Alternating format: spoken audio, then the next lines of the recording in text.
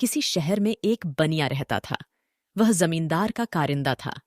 असामियों से रुपया वसूल करना उसका काम था। एक दिन वह असामियों से रुपये वसूल करके घर चला। रास्ते में एक नदी पड़ती थी, लेकिन मल्लाह अपना अपना खाना बना रहे थे। कोई उस पार ले जाने पर राजी न हुआ। वहां से थोड़ी ही दूर पर एक और नाव बंधी थी। उसमें 2 मल्लाह बैठे हुए थे। कारिंदा के हाथ में रुपये की थैली देखकर दोनों आपस में कानाफूसी करने लगे। तब एक ने कहा, आओ साहब जी, हम उस पार पहुंचा दें।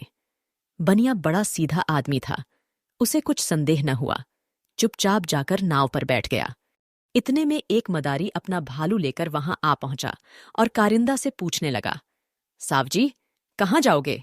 बनिए ने जब अपने गांव का नाम बताया तो वह खुश होकर बोला, मैं भी तो वहीं चल रहा हूं। यह कहता हुआ वह भालू को लेकर नाव पर चढ़ गया। पहले तो मल्लाहों ने बहुत नाक भौं सिकोड़ा, मगर बाद को ज्यादा पैसा देने पर राजी हो गए। नाव खुल गई। कारिंदा दिन भर का थका था। नाव धीरे धीरे हिलने लगी तो उसे नींद आ गई। मदारी भालू की पीठ पर सिर रखे मल्लाहों की ओर ताक रहा था। उन दोनों को थैली की तरफ बार बार ताकते देखकर उसे कुछ संदेह होने लगा। यह सब ठग तो नहीं है? उसने सोचा, जरा देखूं तो इन दोनों की क्या नीयत है। उसने झूठ मूठ आंखें बंद कर ली, मानो सो गया है। अब नाव जोर में चलने लगी। करीब 2 घंटे के बाद कारिंदा चौंक कर उठा तो उसे अपने गांव का किनारा दिखाई दिया। मल्लाहों से बोला, बस बस पहुंच गए, नाव किनारे लगा दो। लेकिन मल्लाहों ने उसकी बात अनसुनी कर दी। तब कारिंदा ने डांट कर कहा, तुम लोग नाव को किनारे क्यों नहीं लगाते जी? सुनते नहीं हो? इस पर एक मल्लाह ने घुड़क कर कहा, क्या बकबक करते हो? हम लोगों को इतना भी नहीं मालूम कि नाव कहाँ लगानी होगी?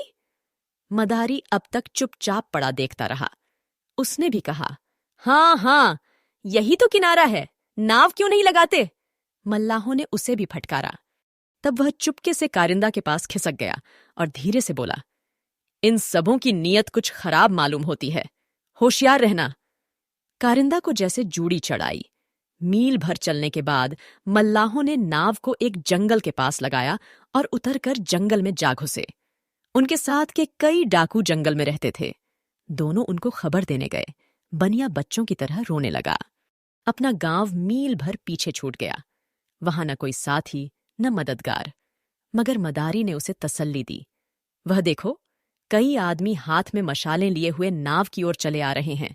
जरूर यह डाकुओं का गिरोह है। दोस्तों, ऐसे और भी इंटरेस्टिंग कहानियों के लिए मेरे चैनल को सब्सक्राइब करना मत भूलिएगा। तो आइए अब आगे सुनते हैं। कारिंदा के हाथ पांव फूल गए।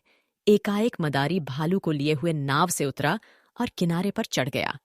डाकू नीचे उतर ही रहे थे कि उसने अपने भालू को उनके पीछे ललकार दिया। फिर क्या था, भालू ने लपक कर एक डाकू को पकड़ा और उसके मुंह पर ऐसा पंजा मारा कि सारा मुंह लहूलुहान हो गया। उसे छोड़कर वह दूसरे डाकू पर लपका। डाकुओं में भगदड़ पड़ गई। सब के सब अपनी अपनी जान लेकर भागे। बस वही पड़ा रह गया जो घायल हो गया था। यह शोरगुल सुनकर पास ही के एक दूसरे गांव से कई आदमी जा पहुंचे। उन्होंने मदारी और कारिंदा को भालू के साथ फिर नाव पर बिठाया और नाव को ले जाकर उनके गांव के किनारे लगा दिया।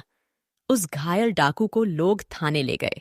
गांव में पहुंचकर कारिंदा ने मदारी को गले से लगाकर कहा, तुम पूर्व जन्म में मेरे भाई थे, आज तुम्हारी बदौलत मेरी जान बची। दोस्तों, मुंशी प्रेमचंद जी की यह कहानी यहीं खत्म होती है। इसके अलावा और भी बेहतरीन कहानीकारों की इंटरेस्टिंग कहानियों के लिए प्लेलिस्ट पर क्लिक करना और साथ ही लाइक सब्सक्राइब करना मत भूलिए। सुनने के लिए धन्यवाद।